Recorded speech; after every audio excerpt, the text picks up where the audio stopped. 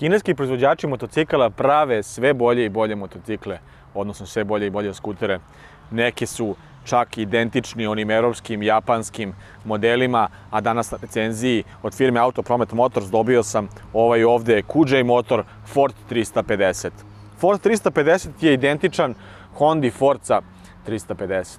Bar mi nekako onako, čak i ovaj znak ovde Ford 350 ili ti tvrđava 350 kako ga zovu, podsjeća malo na Forcu, fali mu da se ono umjesto T samo napiše Z i A. Ford 350 u sebi nosi agregat jednocilindrični, vodeno hlađeni, zapremljen 350 kubnih centimetara, dok Honda ima agregat zapremljen 330 kubnih centimetara. Razlika je što ovaj ovdje agregat razvija 33 konjske snage i 33,5 Nm obrtnog momenta, što je nešto za 4 konjske snage više od Honde i nekih 2 Nm više koliko razvija Honda. Ali kada već poredimo Hondu sa ovim ovde QJ motorom, moramo reći da je QJ motor teži za 14 kg. 198 kg iznosi težina sa svim tečnostima ovog ovde skutera, dok je Honda nekih 184 kg. Tako da one konjske snage i sve ono kada saberemo sa kilogramima težine, dođemo da tu negde po performansama, trebalo bi da bude po performansama kao Honda Forza 350. Zapremljen rezervoara ovog agregata ovde, mislim ovog skutera ovde, je 14 litara. Rezervoar se nalazi između nogu i samim tim težište je dosta niže zato što se sve tečnosti nalaze dole. Bosch ubrizgavanje obezbedilo nam je i manju potrošnju na ovom motoru, tako da 3,6 litara je nešto što je propisano da troši ovaj skuter. Vidjet ćemo naravno u testu koliko je on zapravo i koliko on zaista troši. LED osvetljenje modernog dizajna karakteriše liniju ovog QJ Motor GT skutera.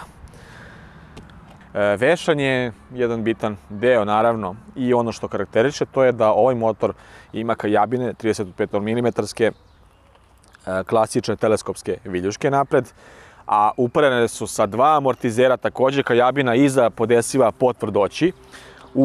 Koliko se sećam, 4 ukupno stepena ili 5, ako se ne varam, 4 stepena ukupno. Ono što vam savjetujem je da kada kupite ovaj motor to podesite prema sebi. Pričat ćemo kasnije u toku vožnje o tom delu. Šta zaustavlja ovaj motocikl koji teži 198 kg? Radijalno montirane četvoroklipne čeljusti QJ Motor proizvođača, ne znam kojih proizvodi, nisam dobio te informacije, zaustavljaju napred 2 diska prečnika 265 mm, dok je isto tako iza disk prečnika 265 mm zaustavlja samo u ovom slučaju jednoklipna čeljust. Točkovi su dimenzija 15 inča napred i 14 inča iza, tako da će vam možda biti lagodnije prilikom vožnje ovog skutera. Što se tiče kvaliteta izrade, to je nešto što moram da prokomentarišem i sviđa mi se za sada ta neka završna obrada ovih plastika i svega. Vidi se napredak u kvalitetu u tom segmentu. Ono što se tiče prekidača, možda zamerka na ove prekidače ovde za start i gašenje i sva 4 nekako izgledaju malo jeftinije ove crvene boje ovde. Ali kada smo već kod prekidača, ono što je standardna oprema i kad smo kod opreme ovog motocikla, to je da motor ima pozadinsko osvetljenje prekidača. Vidjet ćete kada budem dao kontakt. I u ovom slučaju jedan poseban keyless sistem. Zašto kažem poseban? Preko NFC-a i preko ove kartice ovde. Znači ne možete da sednete, da stavite ključ unutra i da date kontakt. To je jedina stvar koju ne možete da uradite, ali možete da prislonite na ovaj deo za NFC ovde i dužim zadržavanjem prvo se otvara sedište, a zatim treba i da da kontakt. Sad, ono što je činjenica je da ćete otvoriti sedište i doći do jednog velikog prostora za odlaganje prtljaga ili kacige. Za jednu full face kacigu može ovde, tamo možda omanja neka jet kaciga. Prtljag je osvetljen, što je dobra stvar, i naravno tu nam je jedan amortizer koji će vam olakšati da ne morate da držite sedište, nego će vam odignuti sedište sam. Dosta prostora unutra ima. Meni malo pre stao ranac sa svom opremom, hrana neka, jakna i bukvalno imalo još nešto malo prostora da se smesti unutra. Kada smo već kod prostora, ovde imamo 2 ladice koje se zaključavaju kada je zaključan motocikl, tako da na davanje kontakta mi otključavamo te ladice, s tim da u desnoj ladici koja je namijenjena za držanje nekog pametnog uređaja, s tim da ne znam kako su razmišljali da ga stavi jedino pod nekim mojim uglom ovde, imamo USB tip A port za punjenje istih, ali dobro, snašli bismo se naravno kako da stavimo naš uređaj unutra. I desna, odnosno i leva ladica koja zaista i ima deo gde možemo da smestimo telefon, pošto mi samo to jedino nije jasno što ovo nisu smestili tamo gde je USB, ali dobro, bože moj, čekaj da vratim moje papire ovde. Za odlaganje nekih sitnih stvari, nisu velike, nisu sad nešto, da kažemo, spektakularno. Elektropodesiv vizir će omogućiti smanjenje ili povećanje protoka vazduha, odnosno strujanja vazduha kada ste u gradu ili kada ste na autoputu. 7-inči TFT Color Display u 5 prikaza, odnosno 5 opcija prikaza.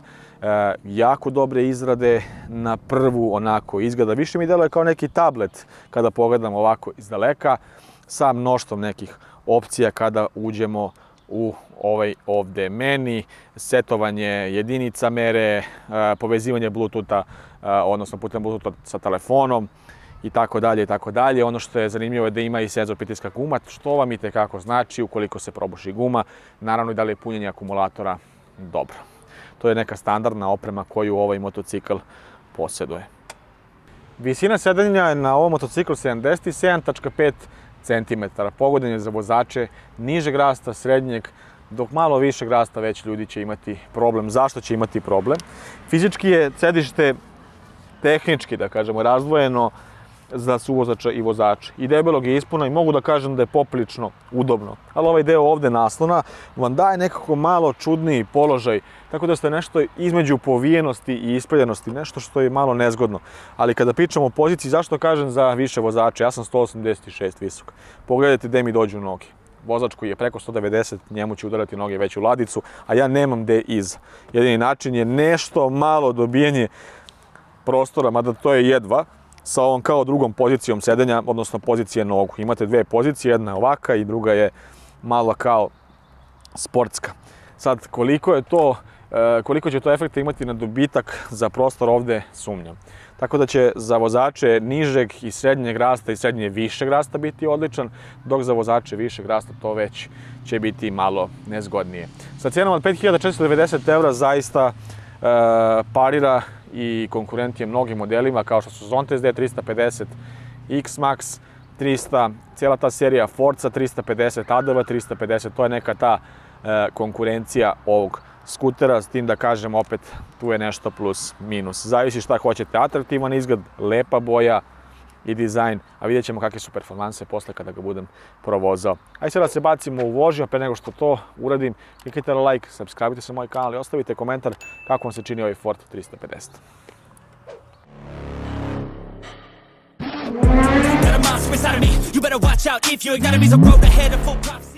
Pošto je skuter u pitanju, recenzija će biti zasnovana na vožnji po gradu.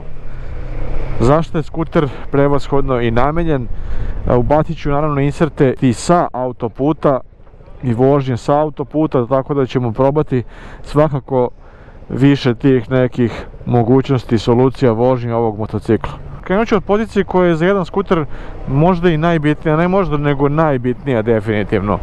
Pozicija sedenja, površina sedenja i udobnost su nešto što je najbitnije kada vozite jedan skuter, jer opet kažem, cilj vozača skutera je da se udobno prevezu od tačke A do tačke B i uglavnom su to gradske vožnje.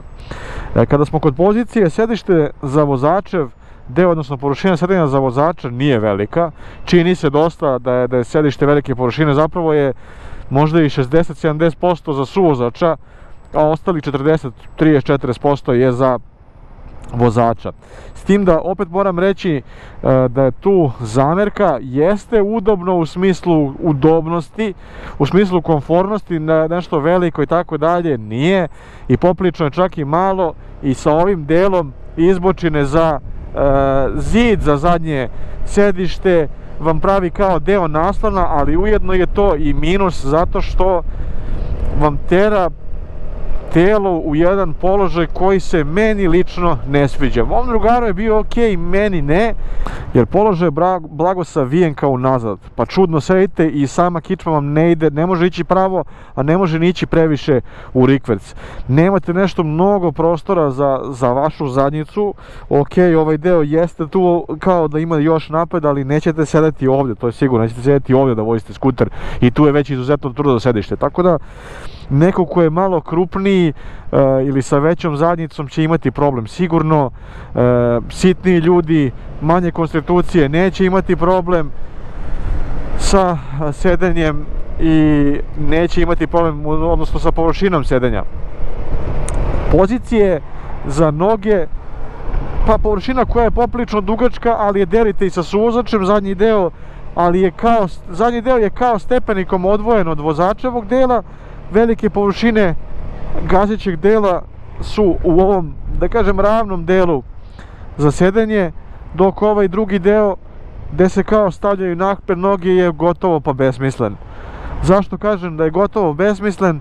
Zato što ne vidim poentu u ovome, kao da sam nešto malo stavio noge ovdje, ako to nije komfortniji položaj da se isprave noge. Meni to nije nešto, ne bih uopšte, ne znam, sam stavio jednu možda nogu ovako i da mi je to nešto mnogo značilo, pogotovo ako imate dugačke noge, bit će vam problem jer ćete udarati u ovaj deo skutera. Ok, jedino kada se rašire noge na stranu, tu dobijete taj neki prostor. Kičma zbog ovog položaja sedišta vam ide nekako malo u rikverc, malo ste nekako pogrbljeni na duže, meni je smetalo, osjećao sam bolove u središnjem delu kičme, odnosno leđa, i nije mi sad nešto bilo sjajno. Opet to može biti da je do mene, tako da to neću uzeti, uzet ću to sa rezervom, najpametnije rečeno. Ruke opuštene u laktovi mašine za pošaku na svaku stranu od ramena, skroz neka ok pozicija, osim ovog dela sedalnog. Kada smo kod komfora, ono što je po mom mišljenju također veoma bitno, to je da imate jedan vizir koji će vas štititi od vetra. Ovaj vizir štiti od vetra u gradskoj vožnji, na autoputu ćemo vidjeti sada kako se ponaša.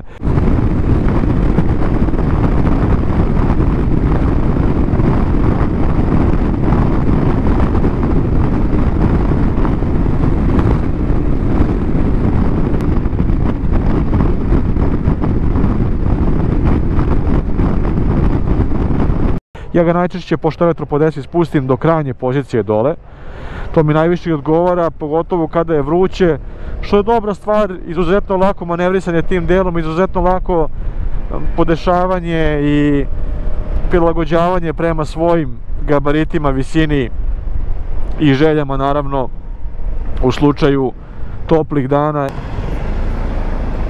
Žiga mental, brat.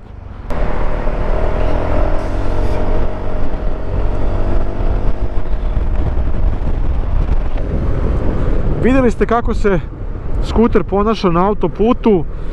Vetar je poprilično jak i bez onog dodatka za zaštitu od vetra zaista ste u problemu. Ono što je dobro, da nigde ne baca motor, nigde ne vuče da talasa, da mi radi uvijanje motora i sve. Kada se spusti vizir do kraja, onda se pojavljuju čak i znaci toga. Sad, opet kažem, vozio sam ga i sa suvozačem i bez. Znam samo da je kod dela udobnosti za suvozača preudoban skuter i koliko sam suvozača vozio, svima je bilo zaista preudobno, ali meni kao vozaču nije toliko, baš zbog te neke čudne pozicije. Provlačenje s ovim skuterom, prednji kraj je srednje neke širine, zadnji kraj je malo širi, što zbog ovih poklopaca, filtera vazduha, dekle, tako da te dimenzije omogućavaju prolaske između automobila. Naravno da ne toliko kao što je slučaj s nekim užim motociklima ili manjim skuterima, ali u nekoj solidnoj i dovoljnoj meri. Da li osjećate toplotu? Nigde ne možete osjetiti toplotu, mislim, ok, ima skutera 10 osjeća, ovdje se ne osjeća. Težište je jako dole nisko, što zbog rezervoara, što zbog pozicije sama regata iza. Omogućava možda lakšu vožnju i manevrisanje po krivinama. Ti moramo pomenuti i vešanje. Vešanje je ok u svakom smislu, što za neku vožnju krivina, probao sam ga, nije sad da čovek kaže idemo da se vozimo krivine s ovim skuterom, ok je, vozi se super, sjajno, ne talasa, što je bitno, ali ne talasa iz jednog razloga. Ono što je minus, to je što fabrički zadnji amortizeri dolaze na podešavanju broj 2. Šta to znači, zašto je to minus 2 od 4? Ukupna podešavanja tvrdoće, znači na 2 je na nekom srednjem, 4 je najtvrđe, 1 je najmekše. Na dvojci prosto toliko je mekan amortizer na tom standardnom podešavanju da kada sa suvozačem ili sa nekim prtljagom iza pređete preko neke rupe ili preko ležećeg, prosto osjeća se udarac amortizera, izbija vam bubrege bukvalno, što je jedna velika nelagoda. Na podešavanju broj 4 to se umanjuje pa gotovo pa skroz. Zašto kažem gotovo pa skroz?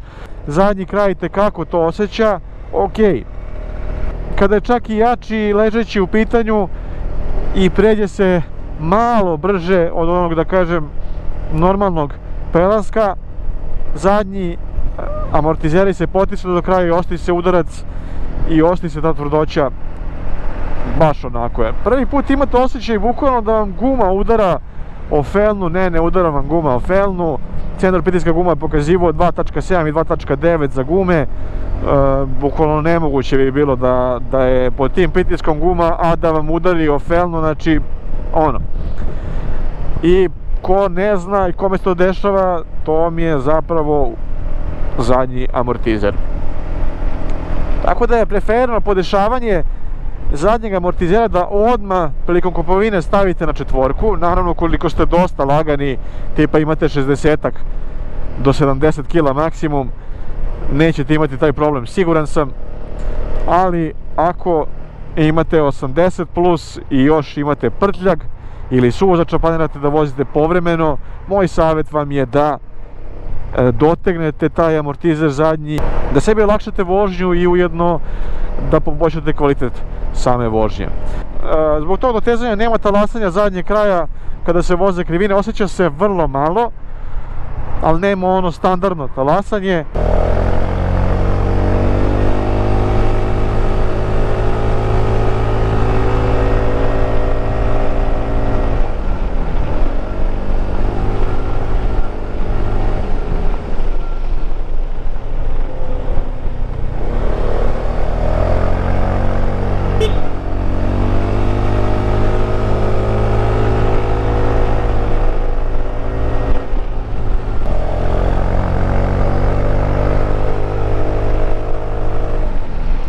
Dobro je da nema talasanja iza, opet kažem, za to je zasluga na dotezanju zadnjeg amortizera, inače bi bilo fino talasanje.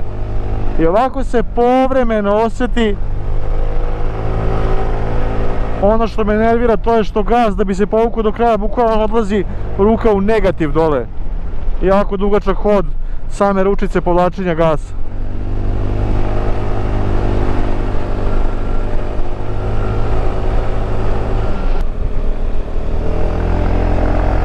Osjeti definitivno uzbrdicu, ali preko 6000 obrtaja je nešto gde se osjeća ovaj neki najveći obrtni moment.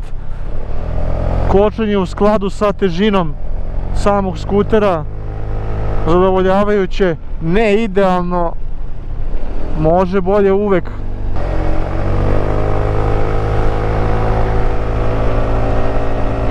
Nervira me ova ručica gasa i ovoliki hod povlačenja gasa.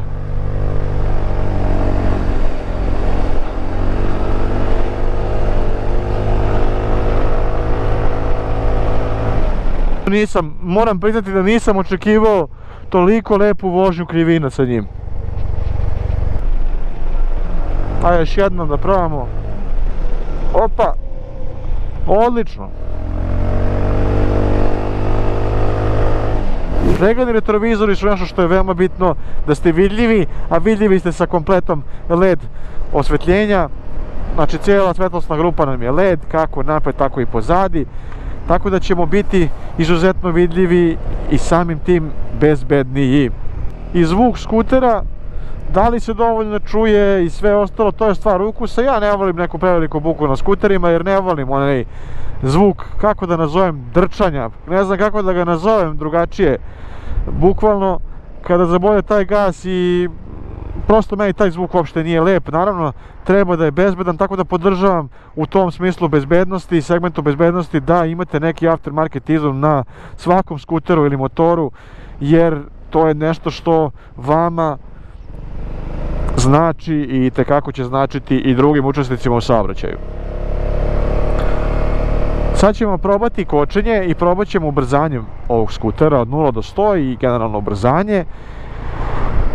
I komentarisat ću snagu, pa ćemo samim tim doći do zaključka i ocenjivanja da li su ladice, da li je prostor dole dovoljan za vozača i suvozača. Za smještaj jedne full face kacige jeste, kao i za mali deo prtljaga. Ujedno ove dve ladice, već sam iskomentarisao u uvodu, nema potrebe da ih komentarišem sad. Ok, ova je leva dobra za telefon, ali na desnoj se nalazi USB, što mi nije baš jasno što su tako rasporedili, ali ajde, to oni samo znaju. Osjećaj ubrzanja skutera, bar po ovim nekim gradskim vožnjama, negde od 5000 plus obrtaja,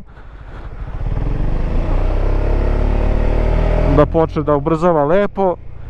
Maksimalna brzina koju sam ja uspeo da dostignem sa suvozačem iznosila je 147 km/h sa dugim pravcem, odnosno 137 km/h ovako. Ono što je činjenica da se na uzbrdicama fino gubi brzina, tako da na primjer Mokruškoj uzbrdici sa 137 km/h usporio sam jako brzo na 120 sa punim gasom. To je možda jedna od mana, ali opet moram navesti da sam bio puno gepeka i sa suvozačem, tako da bi to verovatno bilo bolje da sam sam u nekom slučaju. Prekidači su standardni na QJ motorima, blicanje nam je napred, dugo kratko svetlo su ovde, selektori i dugmići za sam meni i prolazak kroz meni, dugme za spuštanje i dizanje elektropodesivog vizira. Dole ispod pokazivači pravca levo desno sirena i sa desne strane dugme za gašenje, odnosno prekid struje, za upozorenje, odnosno sva 4 pokazivača pravca, i dugme za startovanje. Da napomenem da se skuteri startuju, za sve oni koji ne znaju, sa upotrebom kočnice, odnosno pritiskanjem kočnice i dugmeta za start. Ekran je fino vidljiv. Zašto kažem fino? Pri nekim jakim sunčevim zracima malo se slabije vidi, ali se vidi, znači ne gubi se potpuna osvetljenost, refleksije ima, nije matiran, više me podsjeća na neki tablet, prikazuje sve one informacije koje su potrebne. Ja sam ga podesio u race prikaz taman, odnosno night mod ili ti noćni režim race prikaza, a tu nam je i leisure prikaz ili ti putni prikaz, odmorni prikaz, tačnije standardno sa tri neke vrste prikaza. Tako da ukupno imamo 5 modova ili modela prikaza samog displeja. Nekome će značiti, nekome neće, nekome je to nebitna stvar. Neko voli da mu je tahometar, odnosno neko voli da mu je kontrolna tabla analogna. Ja sam uvijek volio kombinaciju analogno-digitalno. Uvijek sam volio da mi je obrtomer analogni, ali ovo su skuteri, tako da mi je tu nevažno. Više mislim da je kod skutera možda taj neki, možda se neko uvrediti, ali šminkerski deo ili ti deo i lepog izgleda bitniji segment jednog skutera. Jako lepa boja, jako lepa linija, modern, atraktivan skuter koji će privući pažnju i privlači pažnju da ga ljudi zagledaju dok ga vozite i dok je parkiran na ulici. Da se bacimo na ocenjivanje ovog skutera.